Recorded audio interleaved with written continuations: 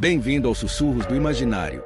Nosso canal é totalmente dedicado a audiobooks, proporcionando uma experiência imersiva para todos os amantes de boas histórias.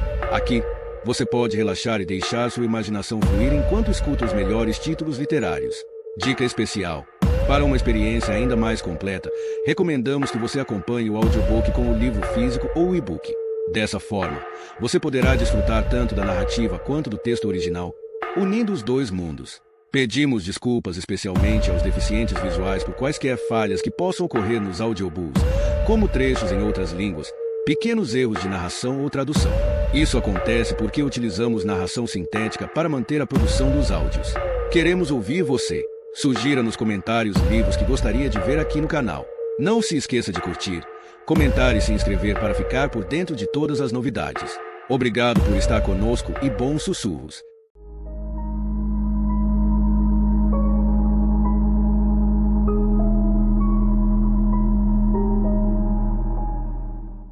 Capítulo 26. Mati colou as costas contra uma parede, apoiou os pés contra a parede oposta e empurrou. Contou os segundos até suas pernas latejarem e o suor inundar seu rosto. Vamos, mais 5 segundos. 10. Ela relaxou, ofegante, as coxas e panturrilhas tomadas de um calor agradável. Ela mal usará as pernas naquela caixa, passará horas demais enrodilhada e se lamentando com autopiedade enquanto seus músculos viravam mingau. Ela se lembrou da época em que pegou uma gripe forte que a deixou de cama, febril e tremendo. Alguns dias depois, ao sair da cama, sentia-se tão fraca que teve de engatinhar até o banheiro. É isso que acontece quando se fica muito tempo deitado, você perde as forças. Logo ela precisaria daqueles músculos. Tinha de estar pronta quando ele voltasse. Porque ele voltaria. Chega de descanso. Pés contra a parede outra vez. Força. Ela bufou, o suor porejando na testa. Pensou no filme Até o Limite da Honra, e em como Demi Moore parecia forte e em forma, levantando pesos.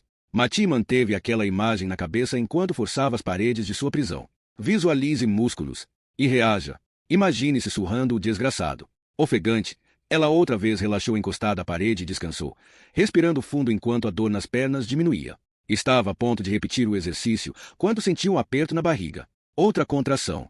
Ela esperou, prendendo a respiração, esperando que passasse rápido. E já estava passando. Era apenas o bebê esticando os músculos, como ela estava esticando os dela. Não era doloroso, mas era sinal de que a hora estava chegando.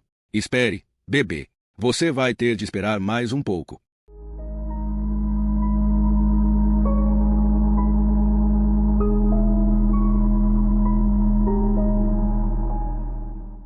Capítulo 27. Mais uma vez, Maura se livrava de tudo aquilo que comprovasse sua identidade.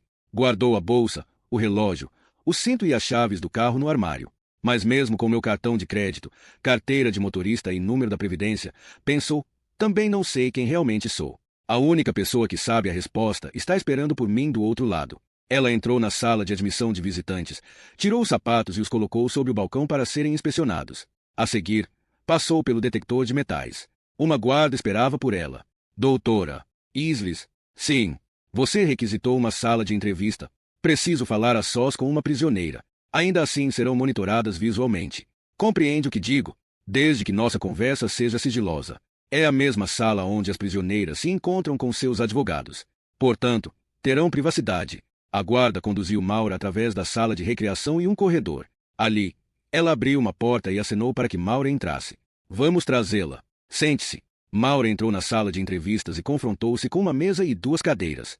Sentou-se na cadeira voltada para a porta. Uma janela de resina de alta resistência estava voltada para o corredor, e 2 câmeras de vigilância observavam em cantos opostos da sala. Ela esperou, com as mãos suando apesar do ar-condicionado. Ao erguer a cabeça outra vez, assustou-se ao ver os olhos escuros de Amalteia, olhando-a através da janela do corredor. A guarda escoltou Amalteia até a sala e sentou-a em uma cadeira. Ela não está falando muito hoje. Não sei se vai falar com você, mas aí está. A guarda curvou-se, atou uma algema de aço no tornozelo de Amalteia e prendeu-a ao pé da mesa. Isso é realmente necessário? Perguntou Maura. É apenas uma formalidade, por questão de segurança. A guarda voltou a ficar de pé. Quando terminar, aperte aquele botão, no interfone da parede. Viremos buscá-la. Deu um tapinha no ombro de Amalteia. Agora, você converse com ela. Está bem, querida? Ela veio até aqui apenas para vê-la. A guarda deu um olhar de boa sorte para Maura e então se foi, trancando a porta atrás de si. Passou um instante. Estive aqui na semana passada visitando você, disse Maura. Lembra-se? Amalteia curvou-se em sua cadeira com olhos voltados para a mesa. Você me disse algo quando eu estava indo embora. Você disse, agora você também vai morrer. O que quis dizer com isso? Silêncio. Você estava me avisando, não é? Dizendo-me para deixá-la em paz. Você não me queria investigando seu passado. Outra vez, silêncio. Ninguém está nos ouvindo. Amalteia. Somos apenas nós duas nesta sala. Maura colocou as mãos sobre a mesa para mostrar que não trazia um gravador nem um bloco de notas. Não sou policial. Não sou promotora. Pode dizer o que quiser para mim, e apenas nós duas ouviremos o que disser. Ela se inclinou e disse, eu sei que você entende tudo o que eu digo. Então, olhe para mim, droga. Estou farta desse jogo. Embora Amalteia não tenha erguido a cabeça, não havia como deixar de perceber a tensão em seus braços, o pulsar de seus músculos. Ela está ouvindo, com certeza. Está esperando para ouvir o que tenho a dizer a seguir. Aquilo foi uma ameaça, não foi? Quando você me disse que eu ia morrer, você estava me dizendo para eu ficar longe ou acabaria como Ana. Achei que fosse apenas conversa de psicótico, mas você falava a sério. Você está protegendo ele. Não está. Você está protegendo a besta. Lentamente, Amalteia ergueu a cabeça. Olhos escuros encontraram os dela em um olhar tão frio, tão vazio, que Maura se afastou, arrepiada. Sabemos sobre ele, disse Maura. Sabemos de vocês dois. O que sabem?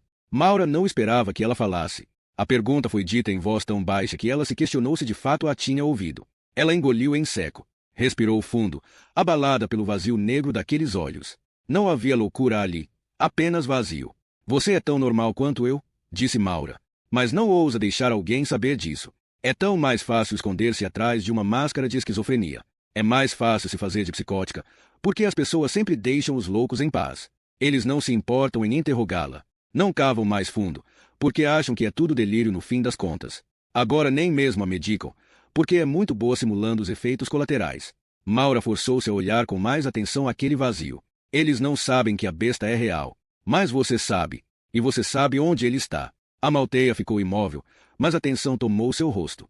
Os músculos ao redor de sua boca se estreitaram, e as veias de seu pescoço ficaram ressaltadas.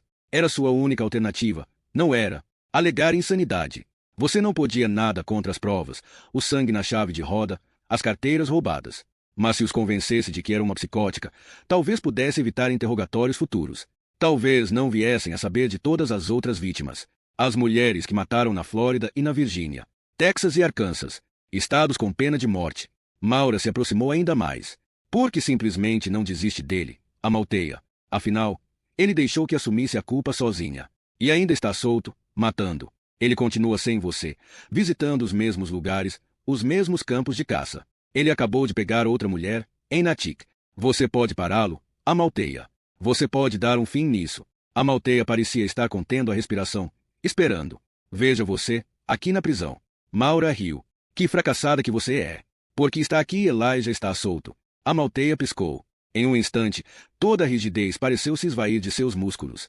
Fale comigo, pressionou Maura. Não há ninguém mais nesta sala. Só você e eu.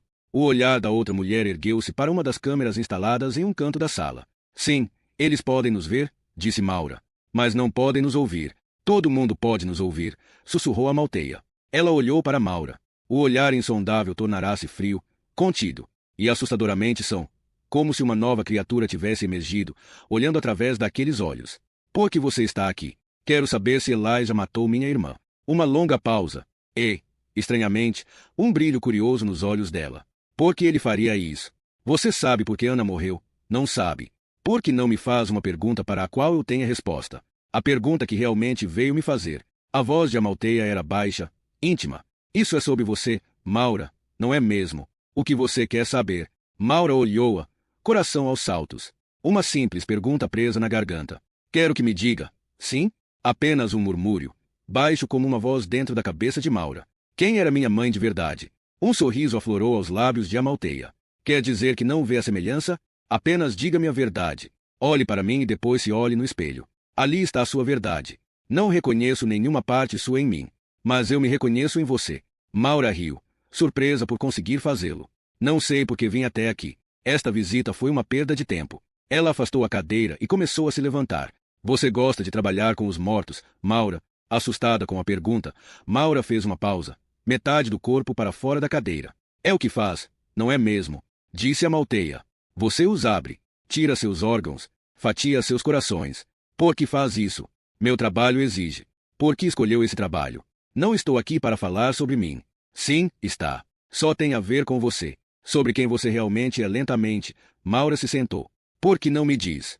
Você abre as barrigas dos outros. Mergulha sua mão no sangue deles. Por que acha que somos diferentes? A mulher começou a se aproximar de modo tão imperceptível que Maura se assustou ao subitamente dar-se conta de como Amalteia estava perto dela. Olhe-se no espelho e verá a mim. Não somos nem da mesma espécie. Se é nisso que quer acreditar, quem seria eu para fazê-la mudar de ideia? Amalteia encarou Maura sem piscar. Sempre ao DNA.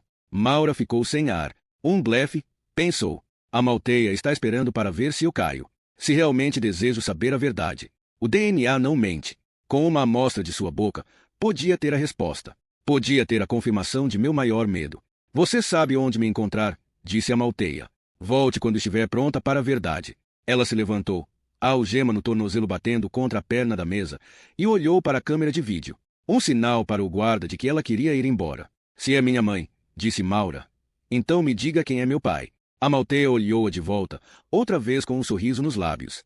Ainda não adivinhou? A porta se abriu, e a guarda meteu a cabeça para dentro da sala. Tudo bem aí? A transformação foi incrível. Um instante antes Amalteia olhava para Maura com frio calculismo. Agora, aquela criatura desaparecera, substituída por uma mulher atordoada que forçava a algema do tornozelo, como se não soubesse porque não conseguia se livrar. Ir, murmurou. Quero ir. Quero ir. Sim, querida, claro que vamos. A guarda olhou para Maura. Já terminou com ela? Por enquanto, disse Maura. Resole não esperava uma visita de Charles Cassel, de modo que ficou surpresa quando o sargento da recepção ligou para informar que o Dr. Cassel a esperava no lobby. Quando ela saiu do elevador e o viu, chocou-se com sua mudança de aparência. Em uma semana, ele parecia ter envelhecido 10 anos. Ele claramente perderá peso, e seu rosto era agora esquálido e sem cor. Seu paletó, embora caro, parecia estar pendurado, informe, sobre seus ombros caídos. Preciso falar com você, disse ele. Preciso saber o que está acontecendo. Ela acenou com a cabeça para o sargento. Vou subir com ele. Quando ela e Cassel entraram no elevador, ele disse: Ninguém me conta nada. Você se dá conta, é claro, de que esse é o procedimento padrão durante uma investigação. Vai me indiciar? O detetive Ballard diz que é apenas questão de tempo. Ela olhou para ele. Quando ele lhe disse isso, toda vez que fala comigo, é esta a estratégia. Detetive, amedrontar-me, obrigar-me a aceitar um acordo. Ela nada disse.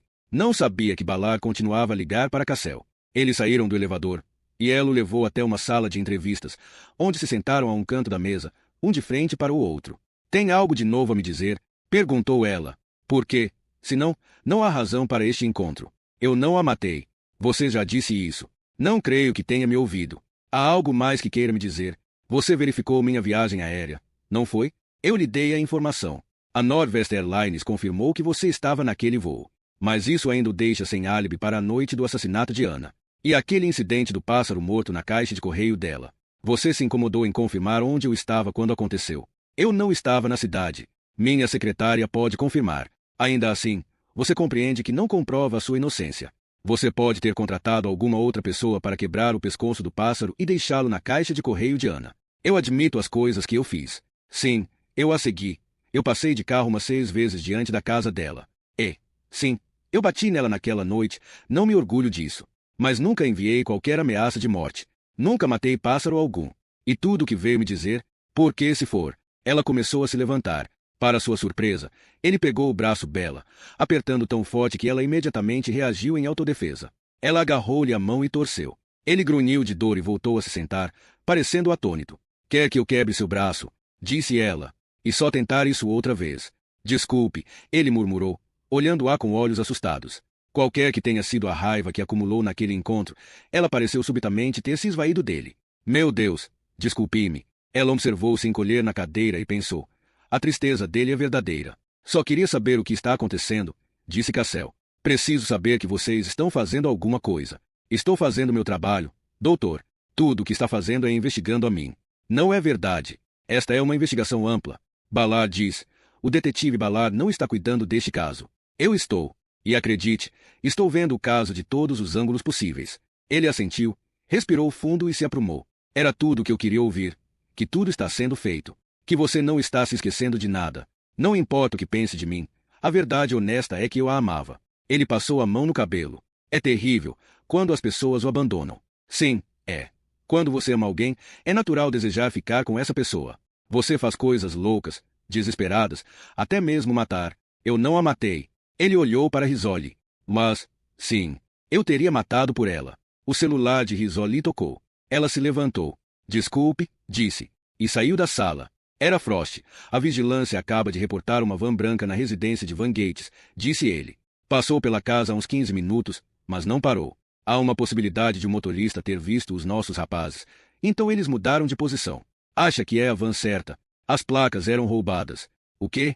Foram roubadas de um Dodge Caravan há 3 semanas, em Pittsfield. Pittsfield, pensou, na fronteira do estado, perto de Albany, onde uma mulher desapareceu no mês passado. Seu ouvido contra o aparelho começou a pulsar. Onde está a van agora? Nossa equipe não seguiu o veículo.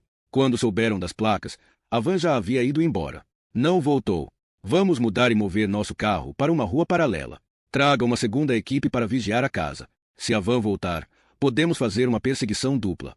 2 carros se revezando. Certo, estou indo para lá agora. Ela desligou e voltou-se para a sala de entrevistas onde Charles Cassell ainda estava sentado junto à mesa, de cabeça curvada. Seria aquilo uma demonstração de amor ou obsessão? Ela se perguntou. Às vezes, não dava para ver a diferença.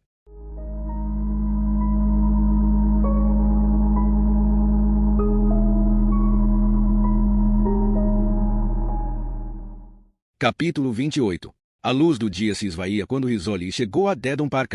Ela viu o carro de Frost e estacionou atrás. Em seguida, saiu de seu carro e entrou no dele. Então, disse ela, o que está acontecendo? Droga nenhuma. Merda. Faz mais de 1 hora. Será que o assustamos? Há sempre a possibilidade de não ser Lang. Van branca. Placas roubadas em Pittsfield. Bem, não está pelas redondezas. E não voltou. Quando foi a última vez que Van Gates saiu de casa? Ele e a mulher foram fazer compras por volta do meio-dia. Estão em casa desde então. Vamos passar em frente. Quero dar uma olhada. Frost passou diante da casa, devagar o bastante para ela dar uma espiada na propriedade. Passaram pela equipe de vigilância, estacionaram no outro extremo da quadra. Então dobraram a esquina e pararam. Risoli disse, tem certeza de que estão em casa? A equipe não viu ninguém sair desde o meio-dia. Esta casa está parecendo muito escura para mim.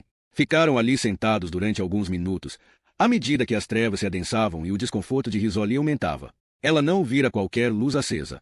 Estariam dormindo. Teriam saído sem que a equipe de vigilância tivesse visto. O que aquela van estava fazendo na vizinhança? Ela olhou para Frost.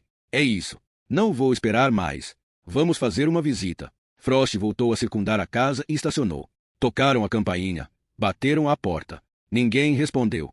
Risoli deixou a varanda da frente, voltou até o passeio e olhou para a fachada sul com suas priápicas colunas brancas. Também não havia luz lá em cima. A van, pensou, estava aqui por um motivo. Frost disse, o que acha? Risoli podia sentir o coração começar a pulsar e comichões de inquietação pelo corpo. Inclinou a cabeça, e Frost entendeu a mensagem. Vamos entrar pelos fundos. Ela foi até o pátio lateral e abriu um portão. Viu apenas um passeio estreito de tijolos, adjacente a uma cerca. Não havia espaço para um jardim, e mal havia lugar para as 2 latas de lixo que ali estavam. Ela entrou pelo portão. Não tinham certeza, mas havia algo de errado ali, algo que estava fazendo suas mãos tremerem. As mesmas mãos que foram marcadas pela lâmina de Warren Hoyt. Um monstro deixa marcas na sua pele, nos seus instintos. Para sempre você será capaz de sentir quando um outro está por perto. Com Frost bem atrás dela, passou diante de janelas escuras e uma unidade de ar-condicionado central que soprou ar quente sobre sua pele gelada. Silêncio, silêncio. Estavam invadindo uma propriedade privada, mas tudo o que queria era espiar pela janela, olhar pela porta dos fundos. Ela dobrou a esquina e descobriu um pequeno quintal cercado. O portão de trás estava aberto. Ela foi até o portão e olhou para o beco mais além. Ninguém ali. Começou a caminhar para casa e estava quase diante da porta dos fundos quando notou que estava entreaberta. Ela e Frost trocaram um olhar. Ambos sacaram as armas. Acontecerá tão depressa, de maneira tão automática, que ela nem se lembrava de ter sacado a dela. Frost empurrou a porta, abrindo-a e revelando um arco de azulejos de cozinha. É sangue. Ele entrou e ligou o interruptor na parede. As luzes da cozinha se acenderam. Havia mais sangue nas paredes, nas bancadas, uma imagem tão poderosa que Risoli voltou atrás como se tivesse sido empurrada. O bebê no seu útero deu um súbito chute de alarme. Frost deixou a cozinha e entrou no corredor, mas ela ficou onde estava, olhando para Terence Van Gates, que então parecia um nadador flutuando com olhos vidrados em uma piscina vermelha. O sangue ainda nem secou. Risole. Ela ouviu Frost gritar. A mulher, ela ainda está viva. Ela quase escorregou na corrida. O terror continuava no corredor, uma trilha de esguicho de sangue arterial pelas paredes. Seguiu a trilha até a sala de estar, onde Frost estava ajoelhado, gritando pelo rádio por uma ambulância enquanto apertava a mão contra o pescoço de Bonnie Van Gates. O sangue escapava por entre seus dedos. Risole ajoelhou-se ao lado da mulher caída. Os olhos de Bonnie estavam arregalados, aterrorizados, como se estivesse vendo a própria morte pairando acima dela, esperando para dar-lhe as boas-vindas. Não consigo estancar, disse Frost enquanto o sangue continuava a escorrer entre seus dedos. Risole pegou uma capa de pano do braço do sofá e enrolou-a no punho. Ela se inclinou para aplicar a proteção improvisada no pescoço de Bonnie. Frost tirou a mão, liberando um jato de sangue pouco antes de Risole cobrir o ferimento. O tecido ficou imediatamente encharcado. As mãos dela também estão sangrando, disse Frost. Olhando para baixo, Risole viu um fluxo contínuo de sangue vertendo da palma cortada de Bonnie. Não podemos estancar tudo isso. Ambulância? Perguntou ela. A caminho. A mão de Bonnie agarrou o braço de Risole. Fique quieta. Não se mexa. Bonnie golpeou com ambas as mãos, como um animal em pânico atacando seu agressor. Mantenha-a deitada. Frost. Meu Deus, ela é forte. Bonnie, pare. Estamos tentando ajudá-la. Outra arremetida, e Risole não conseguiu segurar. Sentiu um líquido quente no rosto, depois o gosto de sangue. Foi calada por aquele calor vermelho. Bonnie virou de lado. Suas pernas se debatiam como pistões. Ela está em convulsão, disse Frost. Risole forçou o rosto de Bonnie contra o tapete e voltou a tapar o ferimento com o tecido. O sangue estava por toda parte agora, na camisa de Frost, encharcando a jaqueta de Risole enquanto ele tentava manter a pressão sobre a pele escorregadia. Tanto sangue! Meu Deus! Quanto sangue uma pessoa pode perder? Ouviram passos pela casa. Era a equipe de vigilância, que estava estacionada na rua. Risole nem ergueu a cabeça quando os dois homens entraram na sala. Frost gritou para que contivessem Bonnie. Mas não era mais necessário. Suas convulsões se resumiam agora a tremores de agonia. Ela não está respirando, disse Risole.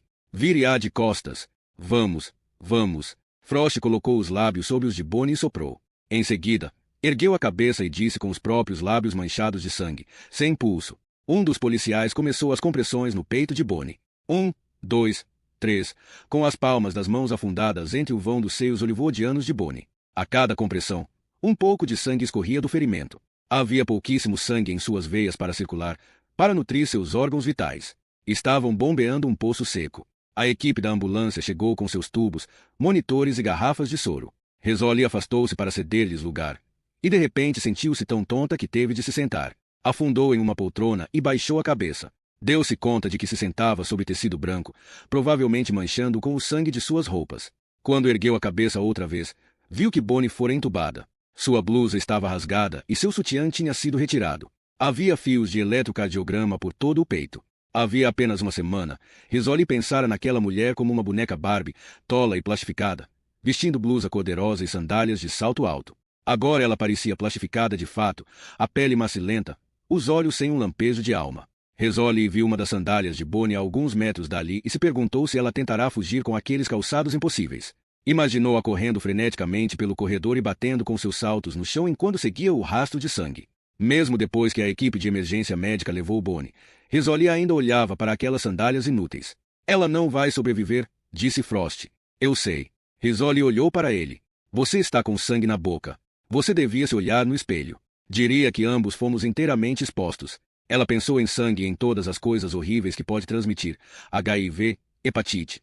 Ela parecia ser muito saudável. Foi tudo que conseguiu dizer. Ainda assim, disse Frost. Você estando grávida. Então, o que diabos ela estava fazendo ali, banhada no sangue de uma mulher morta? Devia estar em casa diante da TV, pensou, com meus pés inchados para cima. Isto não é vida para uma mãe. Não é vida para ninguém. Tentou se levantar da poltrona. Frost estendeu-lhe a mão e, pela primeira vez, ela aceitou, permitindo que ele a ajudasse a se levantar. Às vezes, pensou ela, a gente tem de aceitar ajuda. Às vezes, é preciso admitir que você não pode fazer tudo sozinho. Sua camisa estava endurecida, suas mãos, com torrões marrons de sangue coagulado. O pessoal da perícia chegaria logo, depois a imprensa. Sempre a maldita imprensa. Hora de se limpar e trabalhar. Maura saiu de seu carro sob o assédio desorientador de lentes de câmeras e microfones empurrados em sua direção. As luzes dos carros de polícia brilhavam em azul e branco, iluminando uma multidão de curiosos que se reunia no limite da faixa de isolamento da polícia. Ela não hesitou e não deu à imprensa qualquer chance de se aproximar enquanto caminhava apressada até a casa. Ali, acenou com a cabeça para o guarda que tomava conta da cena. Ele retribuiu o aceno com uma expressão de confusão. Ah, o doutor Acosta já está aqui. Eu também, disse ela, e passou por baixo da fita. Doutora Isles, ele está lá dentro. Sim, was. Ela continuou a andar, sabendo que ele não a desafiaria. Seu ar de autoridade garantia-lhe um acesso que poucos policiais questionariam. Fez uma pausa na porta da frente para vestir luvas e protetores de sapato, acessórios necessários quando havia sangue envolvido. Então entrou, e os técnicos da perícia mal olharam para ela. Todos a conheciam. Não tinham por que questionar sua presença. Ela caminhou, sem ser detida, do saguão até a sala de estar, e viu o tapete sujo de sangue e o lixo deixado para trás pela equipe da ambulância. O chão estava repleto de seringas, embalagens rasgadas e chumaços de gases suja. Nenhum corpo. Começou a caminhar por um corredor onde a violência marcará sua presença nas paredes. De um lado, esguichos de sangue arterial. Do outro, mais sutil, as gotas de sangue que pingaram da lâmina do agressor. Doutora Rizzoli estava no outro extremo do corredor. Por que não me chamou? Perguntou Maura. Costas está cuidando deste caso. Foi o que me disseram. Você não precisava estar aqui. Podia ter me contado, Jane. Este caso não é seu. Este caso envolve minha irmã e me diz respeito. Por isso não é seu caso. Rizzoli caminhou em direção a ela com o olhar inflexível. Não preciso lhe dizer isso. Você sabe. Não estou pedindo para fazer a perícia médica deste caso. O que me chateia é o fato de você não ter me contado. Ainda não tive chance. Está bem? Essa é a desculpa. Mas é a verdade. Droga. Rizzoli apontou para o sangue nas paredes. Tivemos 2 vítimas aqui. Não jantei. Não lavei o sangue do meu cabelo. Pelo amor de Deus, nem tive tempo de fazer xixi. Ela deu-lhe as costas. Tenho mais o que fazer além de me explicar para você. Jane, vá para casa, doutora. Deixe-me fazer meu trabalho. Jane, desculpe. Eu não devia ter dito isso. Rizzoli virou-se para encará-la. E Maura viu que não conseguirá ver até então. Os olhos fundos, os ombros curvados. Ela mal consegue se manter de pé. Também peço desculpas. Rizzoli olhou para a parede suja de sangue. Nós perdemos a van por um triz, disse ela, juntando o polegar e o indicador de uma mão. Tínhamos uma equipe na rua, observando a casa. Não sei como ele viu o carro, mas o fato é que ele passou direto, deu a volta e entrou pelos fundos. Ela balançou a cabeça. De alguma forma ele sabia. Sabia que estávamos procurando por ele. Por isso Van Gates era um problema. Ela o advertiu. Quem? A Malteia. Tem de ser ela. Um telefonema, uma carta, algo passado por intermédio de um dos guardas. Ela está protegendo o parceiro. Você acha que ela é racional o bastante para fazê-lo? Sim, acho. Maura hesitou. Fui visitá-la hoje. Quando me contaria isso? Ela sabe segredos a meu respeito. Ela sabe as respostas. Ela ouve vozes. Pelo amor de Deus. Não, não ouve. Estou convencida de que ela é perfeitamente sã, que sabe exatamente o que faz. Ela está protegendo o parceiro, Jane. Ela nunca o denunciará. Rizzoli olhou em silêncio por um instante. Talvez seja melhor você vir aqui ver isso. Precisa saber contra quem estamos lutando. Maura seguiu-a até a cozinha e parou à porta, atonita com a carnificina que viu naquele cômodo. Seu colega, o doutor Acostas, estava agachado junto ao corpo. Ele olhou para Maura com uma expressão intrigada. Não imaginei que você fosse pegar este caso, disse ele. Não vou. Só vim ver. Ela olhou para Terence Van Gates e engoliu em seco. Costas ergueu-se. Esse cara é tremendamente eficiente. Não há ferimentos defensivos, nenhum indício de que a vítima esboçou reação. Um único corte, de orelha a orelha. Aproximou-se por trás. A incisão começa mais acima à esquerda, atravessa a traqueia e termina um pouco mais baixo do lado direito. Um agressor destro. E forte. Também. Costas agachou-se e gentilmente curvou a cabeça para trás, revelando um anel aberto de cartilagem brilhante. Dá para ver a coluna vertebral daqui. Ele liberou a cabeça, que tombou para a frente, e as bordas da incisão novamente se juntaram. Uma execução, murmurou ela. É o que parece. A segunda vítima, na sala, a mulher, morreu no CTI há 1 hora. Mas essa execução não foi tão eficiente, disse Rizzoli. Achamos que o assassino pegou o homem primeiro. Talvez Van Gates estivesse esperando a visita. Talvez até o tenha convidado a entrar na cozinha, achando tratar-se de um assunto de negócios. Mas ele não esperava o ataque. Não havia ferimentos defensivos, nenhum sinal de luta. Ele deu as costas para seu assassino e caiu como um cordeiro sacrificado. E a mulher? Bonnie foi outra história. Rizzoli olhou para Van Gates, para os tufos tingidos de cabelo transplantado, símbolos da vaidade de um velho. Acho que Bonnie chegou na hora. Ela entrou na cozinha, viu o sangue, viu o marido sentado no chão com o pescoço cortado. O assassino também ainda estava aqui, empunhando a faca. O ar-condicionado estava ligado, todas as janelas fechadas.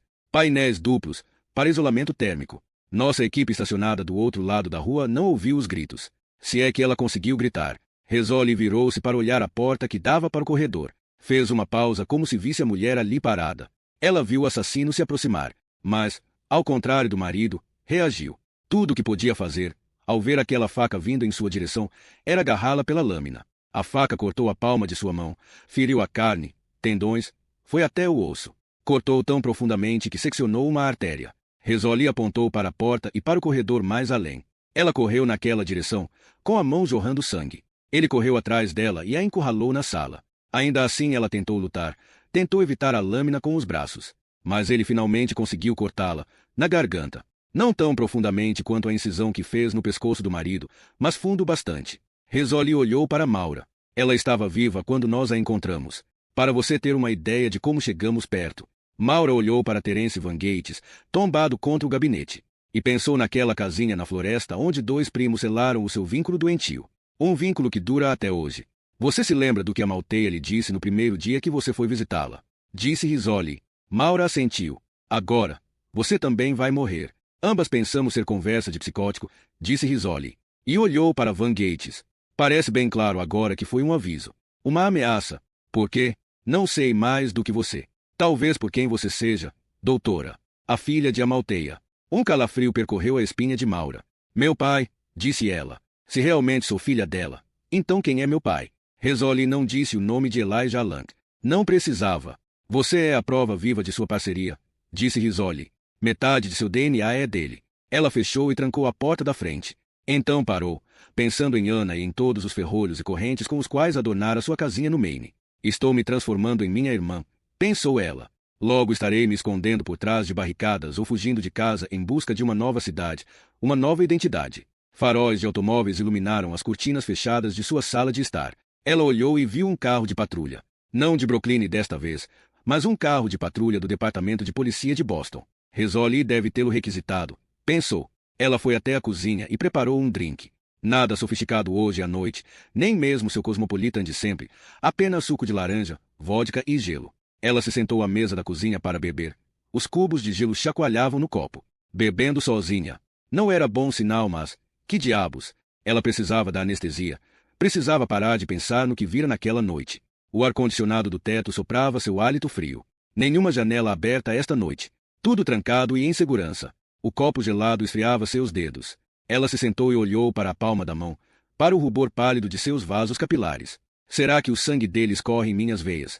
A campainha tocou. Ela ergueu a cabeça de súbito e olhou para a sala, com o coração aos pulos e cada músculo do corpo rígido. Lentamente, ela se levantou e moveu-se silenciosa pelo corredor até a porta da frente. Ali fez uma pausa, imaginando com que facilidade uma bala podia penetrar aquela madeira. Foi até a janela lateral e viu balar na varanda. Com um suspiro de alívio, abriu a porta. Ouvi falar do que aconteceu com Van Gates, disse ele. Você está bem? Um pouco abalada. Mas estou bem. Não, não estou. Meus nervos estão à flor da pele. E estou bebendo sozinha na cozinha. Por que não entra? Ele nunca estivera na casa dela. Entrou, fechou a porta e olhou para a tranca. Você precisa de um sistema de segurança, Maura. Estou pensando em instalar. Instale logo. Está bem? Ele olhou para ela. Posso ajudá-la a escolher o melhor. Ela assentiu. Adoraria seu conselho. Quer um drink? Hoje não, obrigado. Foram até a sala de estar. Ele fez uma pausa, olhando para o piano no canto. Não sabia que você tocava. Desde criança. Não prático o bastante. Você sabe, Ana também tocava. Ele parou de falar. Acho que não sabia disso. Não sabia. É tão estranho, Rick. Como toda vez que descubro algo sobre Ana, ela parece cada vez mais comigo. Ela tocava muito bem. Ele foi até o piano, abriu a tampa do teclado e tirou algumas notas. Fechou a tampa e ficou olhando para a superfície preta brilhante. Olhou para ela. Estou preocupado com você, Maura. Especialmente hoje à noite, depois do que houve com Van Gates. Ela suspirou e sentou-se no sofá. Perdi o controle da minha vida. Não consigo nem mais dormir com a janela aberta. Ele também se sentou. Escolheu a cadeira virada para ela, de modo que, Caso ela erguesse a cabeça, teria de olhá-lo. Não acho que você devesse ficar sozinha aqui esta noite. Esta é a minha casa. Não vou embora. Então não vá. Uma pausa. Quer que eu fique com você? Ela ergueu o olhar para ele. Por que está fazendo isso, Rick? Porque acho que você precisa que a protejam. E é você quem vai fazer isso. Quem mais? Olhe para você. Vive uma vida tão solitária, sozinha nesta casa. Penso em você sozinha aqui e fico com medo do que pode acontecer. Quando Ana precisou de mim, eu não estava lá. Mas posso estar aqui com você. Ele segurou as mãos dela. Posso estar ao seu lado sempre que precisar de mim. Ela olhou para as mãos dele, cobrindo as dela. Você a amava, não é? Quando ele não respondeu, ela ergueu a cabeça para olhá-lo. Não é, Rick? Ela precisava de mim. Não foi o que eu perguntei. Não podia deixar que ela se ferisse. Não por aquele homem. Eu deveria ter visto desde o começo, pensou ela. Sempre esteve ali, no modo como ele me olhava, no modo como ele me tocava. Se você a tivesse visto naquela noite, disse ele. O olho roxo, os ferimentos. Olhei uma vez para ela e tive vontade de espancar quem fez aquilo. Não perco a cabeça facilmente, Maura, mas homem que bate em mulher. Ele inspirou com força. Não deixaria aquilo acontecer com ela outra vez. Mas Cassel não desistia. Continuava ligando, seguindo-a. Então tive de intervir. Ajudei-a a instalar algumas trancas. Passei a visitá-la todo dia para ver como estava. Então, certa noite, ela me convidou para ficar para o jantar e deu de ombros, vencido. Foi como começou. Ela estava com medo e precisava de mim. É instinto, você sabe. Talvez instinto de policial. Você quer proteger, especialmente quando é uma mulher atraente. Tentei mantê-la a salvo, é só isso. Ele olhou para ela. Então, sim, acabei me apaixonando por ela. E o que é isso, Rick? Ela olhou para as mãos dele, ainda segurando as dela. O que está acontecendo aqui? Isto é por mim ou por ela? Porque eu não sou Ana. Não sou sua substituta. Estou aqui porque você precisa de mim. Isso parece uma reprise. Você assume o mesmo papel, como guardião. E eu sou apenas a substituta que faz o papel de Ana. Não é assim. E se você não tivesse conhecido minha irmã, se eu e você fossemos duas pessoas em uma festa, você ainda estaria aqui? Sim, estaria. Ele se inclinou em direção a ela, ainda apertando-lhe as mãos com firmeza. Sei que estaria. Por um instante, ficaram sentados em silêncio. Quero acreditar nele, ela pensou. Seria fácil acreditar nele. Mas ela disse, não acho que deva ficar aqui esta noite. Lentamente, ele se aprumou. Seus olhos ainda olhavam para os dela, mas agora havia distância entre eles. E decepção. Ela se levantou. Ele também. Em silêncio, caminharam até a porta da frente. Ali, ele fez uma pausa e se virou para ela. Gentilmente ele ergueu a mão e tocou-lhe o rosto, um gesto do qual ela não se esquivou. Tome cuidado, disse ele, e se foi. Ela trancou a porta.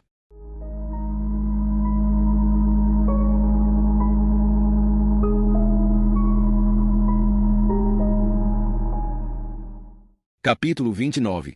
Mati comeu a última tira de carne seca. Mascou aquilo como um animal selvagem alimentando-se de carniça dissecada, pensando, proteína dá força. Força para a vitória. Ela pensou em atletas se preparando para maratonas, preparando seus corpos para a atuação de suas vidas. Aquela seria uma maratona também. Uma chance para vencer. Perca e você está morta. A carne seca parecia couro, e quase se engasgou ao engoli-la, mas conseguiu empurrá-la com um gole de água. A segunda jarra estava quase vazia. Estou nas últimas, pensou. Não posso aguentar mais tempo. E agora ela tinha uma outra preocupação. Suas contrações estavam começando a ficar desconfortáveis, como um punho forçando para baixo. Ainda não era doloroso, mas era um anúncio de coisas por vir. Onde ele estava? Droga, porque a deixará só durante tanto tempo. Sem relógio para saber as horas. Não sabia se haviam se passado horas ou dias desde sua última visita. Ela se perguntou se o aborrecera ao gritar com ele. Seria esta sua punição? Estaria tentando assustá-la um pouco, fazê-la compreender que devia ser bem educada e demonstrar-lhe algum respeito. Durante toda a vida ela fora bem educada, e veja onde aquilo a levará. Meninas bem educadas não são respeitadas. Ficam empacadas no fim da fila, onde ninguém lhes dá atenção. Casam com homens que logo se esquecem de que elas existem.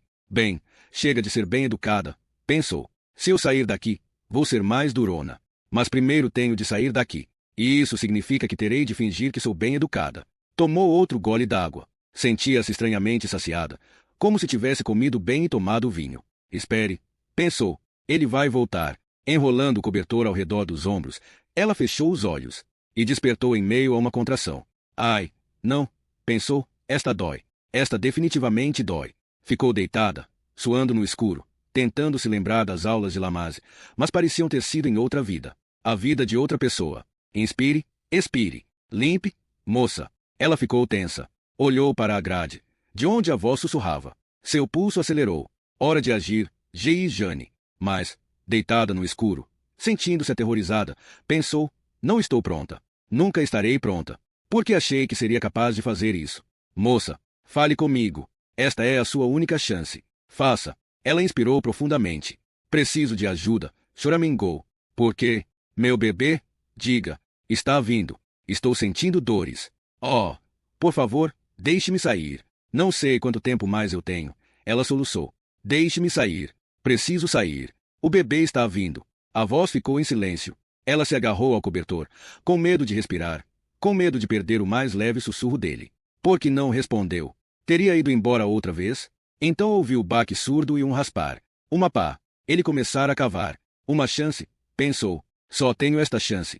Mais baques surdos. A pá trabalhava afastando a terra. Seu barulho era tão irritante quanto o ruído de giz em um quadro negro. Ela respirava rapidamente agora. Seu coração pulsava no peito. Eu vivo ou morro, pensou. Tudo se decide agora. O som da pá parou. Suas mãos estavam geladas, os dedos, rígidos enquanto agarravam o cobertor ao redor dos ombros. Ela ouviu a madeira render. E então as dobradiças guincharam. A terra caiu em sua prisão, sobre seus olhos. Ah, meu Deus! Ah, Deus! Não conseguirei ver. Preciso ver. Ela se virou para proteger o rosto contra a terra que caía em seu cabelo. Piscou para afastar a terra dos olhos. Com a cabeça baixa, ela não podia vê-lo de pé mais acima. E o que ele via olhando para dentro do buraco? Sua cativa sob um cobertor, suja, vencida, tomada pelas dores do parto. É hora de sair, disse ele, desta vez pessoalmente e não através de uma grade. Uma voz calma, tremendamente comum. Como mal podia soar tão normal? Ajude-me, ela soluçou. Não posso subir até aí. Ela ouviu madeira bater contra madeira e sentiu algo tombar ao seu lado. Uma escada. Ao abrir os olhos, ela ergueu a cabeça e viu apenas uma silhueta contra as estrelas.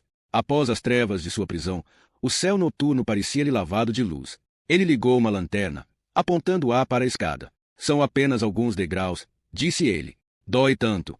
Vou pegar sua mão. Mas você tem de subir a escada. Fungando, ela se levantou devagar, cambaleou e caiu de joelhos. Não ficava em pé havia dias e ficou chocada com quanto se sentia fraca apesar de suas tentativas de se exercitar, apesar da adrenalina que agora invadia seu sangue. Se quer sair, terá de ficar de pé, disse ele. Ela resmungou e voltou a ficar de pé, instável como um bezerro recém-nascido. A mão direita ainda estava dentro do cobertor, segurando o objeto contra o peito.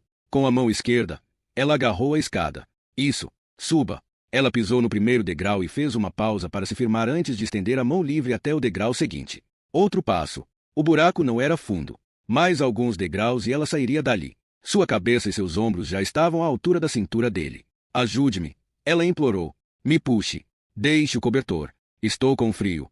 Por favor, me puxe. Ele deixou a lanterna no chão. Dê a sua mão, disse ele, e se curvou em direção a ela, uma sombra sem fez, um tentáculo estendido em sua direção. É isso. Ele está perto bastante. A cabeça dele estava pouco acima dela, ao alcance do golpe. Por um instante ela vacilou, sentindo repulsa ao pensar no que estava a ponto de fazer. Pare de desperdiçar meu tempo, ordenou. Suba. De repente, era o rosto de Dwayne que ela imaginou estar olhando para ela. A voz de Dwayne gritando com ela, desprezando a imagem é tudo. Mati, e olhe para você. Mati, a vaca, agarrada à escada, com medo de se salvar. Com medo de salvar seu bebê. Você simplesmente não serve mais para mim. Sim, eu sirvo. Sim, eu sirvo. Ela deixou cair o cobertor. Ele escorregou de seus ombros, descobrindo o que ela segurava por baixo, sua meia, recheada com as 8 pilhas da lanterna. Ela ergueu o braço, brandindo a meia como uma massa, o arco impulsionado por pura fúria. A pontaria foi ruim, desleixada, mas ela sentiu o satisfatório ruído de pilhas se chocando contra um crânio. A sombra cambaleou para o lado e tombou. Em segundos ela estava fora do buraco. O medo não a fez congelar. Aguçou seus sentidos, tornou-a rápida como uma gazela. Na fração de segundo depois de seu pé tocar o chão, ela registrou uma dezena de detalhes ao mesmo tempo. Uma lua em quarto crescente por trás dos galhos de uma árvore. O cheiro de terra e folhas molhadas. E árvores por toda parte. Um círculo de sentinelas altíssimos que bloqueavam tudo exceto um pequeno domo de estrelas lá em cima. Estou em uma floresta. Em um único olhar ela viu tudo isso. Tomou uma decisão de momento e correu para aquilo que parecia ser um espaço entre as árvores. Ela se viu subitamente caindo em uma ladeira íngreme, atravessando sarças e galhos finos que não se rompiam mas voltavam com força contra seu rosto em sinal de vingança. Caiu sobre as mãos e os joelhos. Levantou-se. Em um instante, estava correndo outra vez, mas agora mancava. Seu tornozelo direito estava torcido e dolorido. Estou fazendo muito barulho, pensou, como um pesado elefante. Mas não pare, não pare. Ele pode estar bem atrás de você. Apenas continue a se mover. Mas ela estava cega naquela floresta, com apenas as estrelas e aquela lua minguada para mostrar-lhe o caminho. Sem luz, sem referências, sem ideia de onde estava ou em que direção devia estar a ajuda. Ela nada sabia sobre aquele lugar e estava perdida como em um pesadelo. Abriu caminho através da vegetação rasteira, instintivamente descendo a encosta, deixando a gravidade decidir que direção devia tomar. Montanhas levam a vales, vales a cursos de água levam a pessoas. Ah, droga, aquilo soava bem, mas seria verdade. Seus joelhos já estavam enrijecendo, consequência da queda. Outra igual e não seria mais capaz de andar. Agora, outra dor a tomava. Pegou-a de surpresa. Uma contração. Ela se curvou, esperando que passasse. Quando finalmente voltou a ficar de pé, estava encharcada de suor. Algo farfalhou atrás dela. Ela se virou e topou com uma parede de sombras impenetráveis. Sentiu o mal se aproximar. Novamente viu-se correndo para longe dele, os galhos das árvores golpeando-lhe o rosto, o pânico gritando: mais rápido, mais rápido. No declive montanha abaixo, ela perdeu o equilíbrio, começou a tropeçar, e teria caído de barriga no chão caso não tivesse se agarrado em um galho. Pobre bebê, eu quase caí em cima de você. Ela não ouvia qualquer som de perseguição, mas sabia que ele deveria estar bem atrás dela, seguindo-a. O terror a fez avançar por uma rede de galhos entrelaçados. Então as árvores magicamente evaporaram. Ela atravessou um emaranhado de galhos e seus pés pisaram sobre terra batida. Atônita e ofegante, viu um lago e uma estrada iluminados pela lua. E, à distância, equilibrada em um promontório, a silhueta de uma pequena cabana. Ela deu alguns passos e parou, gemendo, quando outra contração a tomou, tão forte que não podia respirar. Nada mais podia fazer a não ser se agachar ali na estrada. A náusea tomou conta de sua garganta. Ouviu a água golpeando a margem e o canto de um pássaro no lago. A tontura a tomou de assalto, ameaçando fazê-la ficar de joelhos. Aqui não. Não pare aqui, assim, tão exposta no meio da estrada. Ela cambaleou para a frente, a contração diminuindo. Forçou-se a prosseguir. A cabana era uma esperança remota. Ela começou a correr. Seu joelho latejava a cada passada na estrada de terra. Mais rápido, pensou. Ele pode vê-la contra o reflexo do lago. Corra antes que comece a próxima contração. Quantos minutos até a próxima? 5, 10? A cabana parecia tão distante. Ela dava tudo de si agora, as pernas pulsando, o ar entrando e saindo de seus pulmões. A esperança era como combustível de foguete. Vou viver. Vou viver. As janelas da cabana estavam às escuras. Ainda assim, bateu à porta, sem ousar gritar com medo de que sua voz fosse ouvida. Não houve resposta. Ela hesitou apenas um segundo. Para o diabo com esse negócio de ser uma boa menina. Simplesmente quebre a maldita janela. Ela pegou uma pedra perto da porta da frente e jogou-a contra uma vidraça, e o som de vidro quebrando rompeu o silêncio da noite. Com a mesma pedra, quebrou os estilhaços remanescentes, enfiou a mão pelo buraco e destrancou a porta. Invadindo agora. Vá, G.I. Jane. Lá dentro, sentiu o cheiro de cedro e ar mofado. Uma casa de férias fechada e negligenciada havia muito. O vidro rangia sob seus sapatos enquanto ela procurava um interruptor na parede. Um instante depois de as luzes se acenderem, ela se deu conta. Ele vai ver. Tarde demais agora. Encontre um telefone. Ela olhou ao redor do quarto e viu uma lareira, madeira empilhada, móveis com estofado xadrez, mas nenhum telefone. Ela correu para a cozinha e viu um telefone no balcão. Pegou e já estava discando para emergência quando se deu conta de que não havia tom de discar. A linha estava muda. Da sala de estar, veio o barulho de vidro quebrado arrastado no chão. Ele está na casa. Saia. Saia agora. Ela saiu pela porta da cozinha e fechou-a silenciosamente. Viu-se em uma pequena garagem. A luz da lua entrava através de uma única janela, claro o bastante para ela ver a silhueta de um bote aninhado em seu trailer. Nenhum lugar onde se esconder. Ela se afastou da porta da cozinha, ocultando-se o mais que podia em meio às trevas. Bateu com as costas contra uma estante, chacoalhando metais e fazendo subir a poeira havia muito acumulada. Procurou cegamente por uma arma na prateleira e tateou velhas latas de tinta, as tampas fechadas. Sentiu pincéis com as cerdas duras de tinta seca. Então seus dedos tocaram uma chave de fenda, e ela a pegou. Que arma desprezível, quase tão letal quanto uma lixa de unha. A prima pobre de todas as chaves de fenda. A luz sob a porta da cozinha oscilou. Uma sombra passou pelo vão iluminado. Parou. Ela prendeu a respiração. Recuou até o portão da garagem, o coração na garganta. Só lhe restava uma chance. Ela procurou a maçaneta e puxou. A porta rangeu ao abrir, um som que anunciava: aqui está ela. Aqui está ela. No momento em que a porta da cozinha se abriu, ela saiu pelo portão da garagem e correu noite afora. Ela sabia que ele podia vê-la correndo ao longo da margem. Ela sabia que não poderia correr mais do que ele. Contudo, continuou avançado ao longo do lago prateado pela lua, com a lama agarrada a seus sapatos. Ela ouviu se aproximando através dos juncos. Nade, pensou ela. Entre no lago. Ela se dirigiu para a água. E subitamente se curvou quando outra contração a dominou. Uma dor como nenhuma outra que já tivesse sentido a fez cair de joelhos. Ela se ajoelhou na água enquanto a dor aumentava tanto que sua visão escureceu e ela se sentiu tombando de lado. Sentiu o gosto de lama. Contorcida, tossindo, deitada, indefesa como uma tartaruga virada de costas. A contração diminuiu. As estrelas lentamente iluminaram o céu. Ela sentia a água acariciando seu cabelo, lambendo seu rosto. Não era fria, mas quente como água de banho. Ela ouviu o chapinhar de passos dele, o quebrar dos juncos. Viu os juncos se abrirem. E então lá estava ele, de pé sobre ela, pronto para reclamar seu prêmio.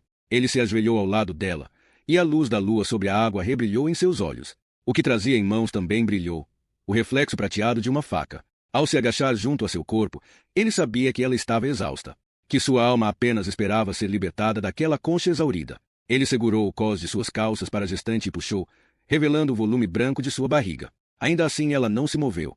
Em vez disso, ficou ali parada, catatônica, já vencida, já morta. Ele pousou uma mão sobre seu abdômen. Com a outra, pegou a faca, baixando-a sobre a carne nua, curvando-se sobre ela para fazer o primeiro corte.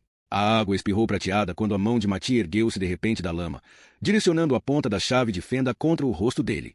Com os músculos rijos de fúria, ela golpeou para cima, a pequena e patética arma súbita e letalmente direcionada para o olho de seu agressor. Isto é por mim, seu babaca, e isto é pelo meu bebê. Ela golpeou fundo, sentindo a arma penetrar osso e cérebro, até o cabo encostar na órbita e não poder afundar mais. Ele caiu sem emitir um som. Durante um instante, ela não conseguiu se mexer. Ele caiu deitado sobre as coxas dela, e ela podia sentir o calor de seu sangue encharcando suas roupas. Os mortos são ainda mais pesados que os vivos. Ela o empurrou, grunhindo com o esforço, com nojo de tocá-lo. Finalmente, conseguiu afastá-lo e ele tombou de costas sob os juncos. Ela se levantou e cambaleou em busca de um lugar mais alto, longe da água, longe do sangue. Ela caiu na margem, sob um trecho de grama. Ali ficou quando a contração seguinte veio e se foi. E a seguinte e a seguinte. Através de olhos apertados de dor viu a lua cruzar a abóbada celeste. Viu as estrelas se apagarem e um brilho rosado surgiu no céu a leste. Quando o sol nasceu no horizonte, Mattia por vez deu as boas-vindas à sua filha neste mundo.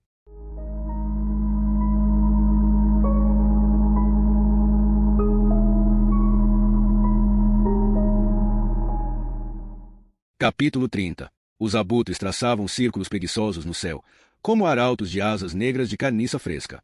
A morte não escapa durante muito tempo à atenção da mãe natureza. O perfume da decomposição atrai moscas varejeiras e besouros, corvos e roedores, todos convergindo sob o butim da morte. Sou diferente deles, pensou Maura ao caminhar pela margem gramada em direção à água. Ela também era atraída pelos mortos e revolvia a carne fria como qualquer animal necrófago. Aquele era um lugar muito bonito para uma tarefa tão lúgubre. O céu estava azul, sem nuvens, o lago plácido como uma lâmina de vidro prateado. Mas, à beira d'água, um lençol branco cobria aquilo que os abutres que circulavam mais acima estavam tão ansiosos para devorar. Jane Rizzoli, Belry Frost e 2 policiais do estado de Massachusetts adiantaram-se para receber Maura. O corpo estava ali no raso, sob aqueles juncos. Nós o puxamos para a margem. Só queria que soubesse que foi movido. Maura olhou para o cadáver coberto, mas não o tocou. Ainda não estava pronta para confrontar o que estava embaixo daquele lençol de plástico. A mulher está bem? Vi a senhora Purvis na emergência.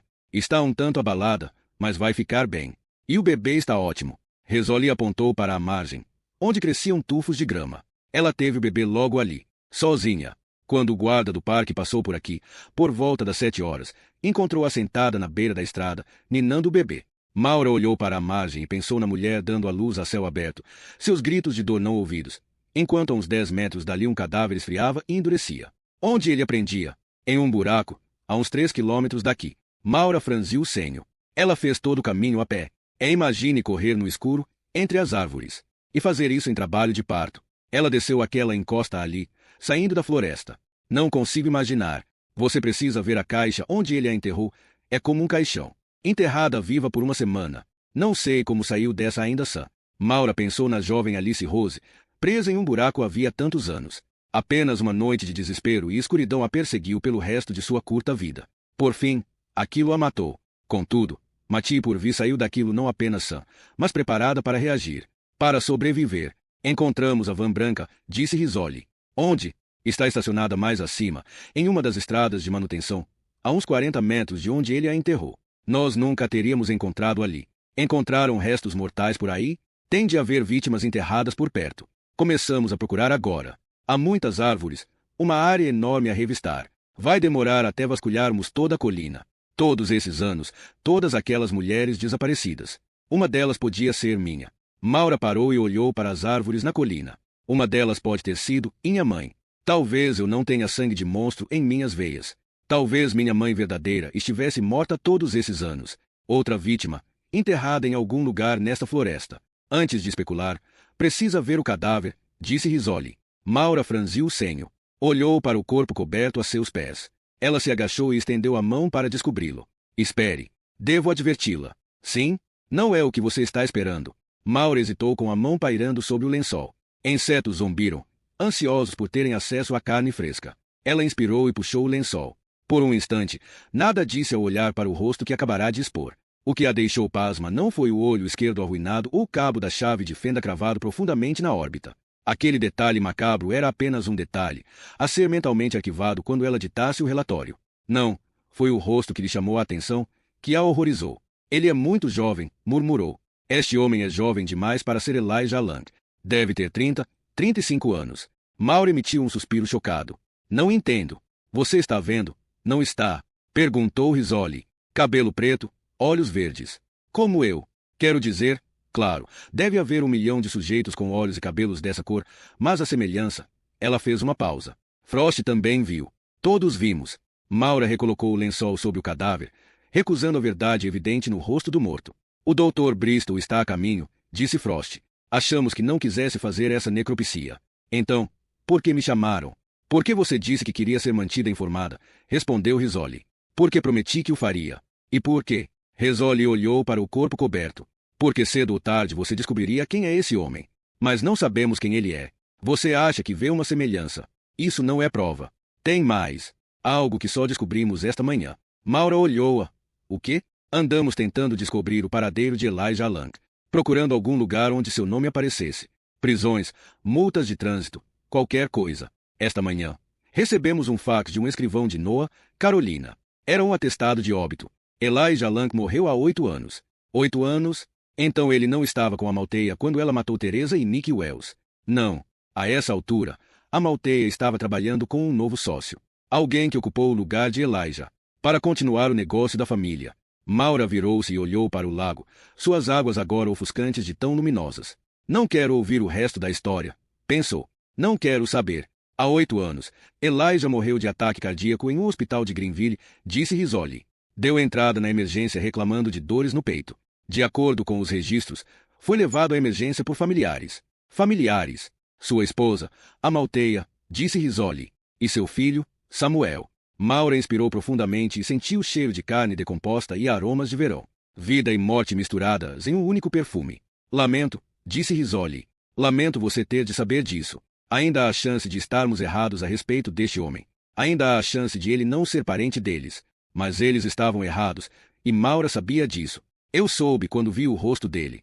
Quando Rizzoli e Frost entraram no J.R. Doyle naquela noite, os tiras no bar o saudaram com uma barulhenta e tumultuada salva de palmas que fez Rizzoli corar. Diabos! Até mesmo aquelas pessoas que não gostavam particularmente dela aplaudiam, reconhecendo seu sucesso, que naquele momento estava sendo alardeado no noticiário das 17 horas na TV acima do bar. A multidão começou a bater os pés em uníssono, enquanto Rizzoli e Frost se aproximavam do balcão, onde o barman sorridente já havia preparado 2 drinks para eles. Para Frost, uma dose de uísque, e para Rizzoli, um copo de leite duplo. Quando todos caíram na gargalhada, Frost inclinou-se e sussurrou no ouvido dela.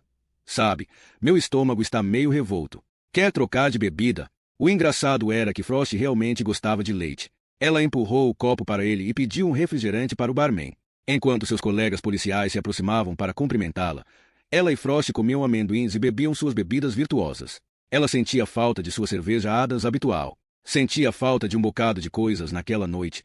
Seu marido, sua bebida, sua cintura.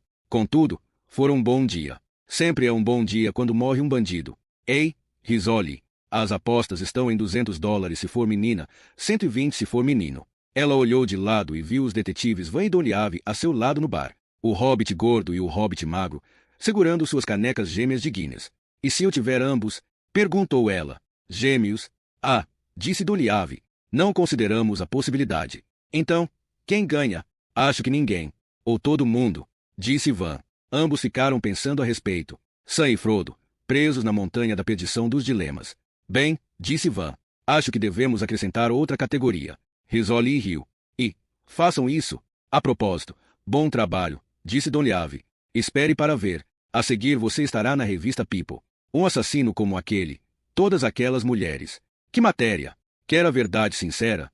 Disse Risoli, suspirando e baixando o copo de refrigerante. Não merecemos os créditos da captura. Não. Frost olhou para Van e Donliave. Não fomos nós quem o abateu. Foi a vítima. Apenas uma dona de casa, disse Risoli. Uma dona de casa comum, assustada e grávida. Não precisou de uma arma ou de um cacetete, apenas de uma meia cheia de pilhas. Na TV, as notícias locais haviam acabado e o barman mudou de canal para a HBO. Um filme com mulheres de saia curta. Mulheres com cintura. E quanto a Black Talon? Perguntou Donliave. Como isso se encaixa? Risoli ficou calada por um instante, bebendo seu refrigerante. Ainda não sabemos. Encontrou a arma. Ela pegou Frost olhando-a e sentiu um leve desconforto. Esse era o detalhe que os preocupava. Não acharam armas na van. Havia cordas com nós e facas com sangue seco. Havia um bloco de notas cuidadosamente mantido com os nomes e números de telefone de 9 outros atravessadores de bebês no país. Terence Van Gates não era o único. E havia registros de pagamentos em dinheiro feitos aos Lanka ao longo dos anos, um carregamento de informações que manteria os investigadores ocupados durante anos. Mas a arma que matara Ana Leone não estava na van. Oh, bem, disse Donliave. Talvez apareça. Ou ele se livrou dela. Talvez. Ou talvez estejamos deixando passar alguma coisa. Estava escuro quando ela e Frost saíram do Doyle. Em vez de ir para casa, ela foi de carro até a Schroeder Plaza. A conversa com Van e Donliave ainda pesava em sua mente, e sentou-se em sua mesa, que estava coberta por uma montanha de arquivos. No topo estavam os registros do CNIC, diversas décadas de relatórios de gente desaparecida compilados durante sua caçada à besta. Mas fora o assassinato de Ana Leone que precipitara tudo aquilo, como uma pedra atirada na água, criando ondulações cada vez mais largas. O assassinato de Ana foi o que os levou à Malteia e, finalmente, à besta. Contudo, a morte de Ana continuava um assunto ainda não resolvido. Risoli afastou os arquivos do CNIC até encontrar a pasta de Ana Leone. Embora tivesse lido e relido tudo que havia ali, ela voltou a folhear o arquivo, relendo os depoimentos das testemunhas, os relatórios da necropsia, da análise de cabelo e fibras, digitais e DNA. Chegou ao relatório da balística, e seu olhar pairou sobre as palavras Black Talon. Ela se lembrou da forma estrelada da bala na radiografia do crânio de Ana Leone. Lembrou-se também da trilha de devastação que deixou em seu cérebro. Uma bala Black Talon. Onde estava a arma que a disparou? Ela fechou a pasta e olhou para a caixa de papelão que estava ao lado de sua mesa havia uma semana. Continha os arquivos que Van e Donliave haviam lhe emprestado, sobre o assassinato de Vassili Titov. Ele fora a única vítima de uma bala Black Talon na área de Boston nos 5 anos anteriores. Ela retirou as pastas daquela caixa e as empilhou em sua mesa, suspirando ao ver como a pilha era alta. Até mesmo uma investigação simples gera pilhas de papel. Van e Donliave já haviam resumido o caso para ela, e ela lera o bastante de seus arquivos para concordar que fizeram a prisão certa. O julgamento que se seguiu e a rápida condenação de Antonin Leonov apenas reforçou tal crença. Contudo, lá estava ela revendo um caso que não dava margem à dúvida de que o homem certo fora condenado.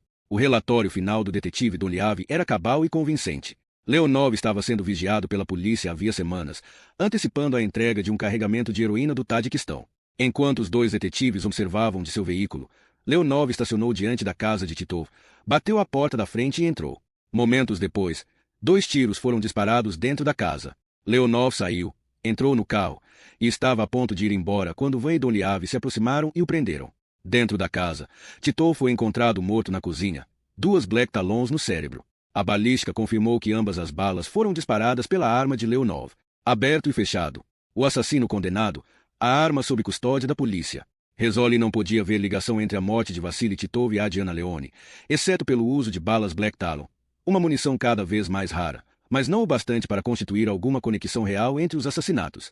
Contudo, ela continuou folheando os arquivos, lendo ao longo de toda a hora do jantar. Quando chegou à última pasta, estava quase cansada demais para prosseguir. Mas vou terminar, pensou. Então vou empacotar os arquivos e esquecer este assunto. Ela abriu a pasta e encontrou um relatório da revista feita no depósito de Antonin Leonov. Continha a descrição que o detetive Van fez sobre a batida, uma lista dos empregados de Leonov que foram presos, e um inventário de tudo que fora confiscado, de caixotes de dinheiro a livros caixa. Ela leu até chegar à lista de policiais presentes à cena. 10 policiais do Departamento de Polícia de Boston. Seu olhar se fixou em um nome em particular, um nome que ela não notara quando leu o relatório havia uma semana. Apenas uma coincidência. Não quer dizer necessariamente que. Ela se sentou e pensou naquilo por um instante. Ela se lembrou de uma batida antidrogas que fizera quando era uma jovem policial. Muito barulho, muita excitação e confusão. Quando uma dúzia de policiais com adrenalina no sangue convergem para um edifício hostil, todo mundo está nervoso, todo mundo está muito atento a si mesmo. Você pode não notar o que o seu colega policial está fazendo, o que ele está metendo no bolso. Dinheiro, drogas, uma caixa de munição da qual ninguém sentiria falta. A tentação de levar uma lembrança está sempre presente, uma lembrança que pode lhe ser útil algum dia. Ela pegou o telefone e ligou para Frost.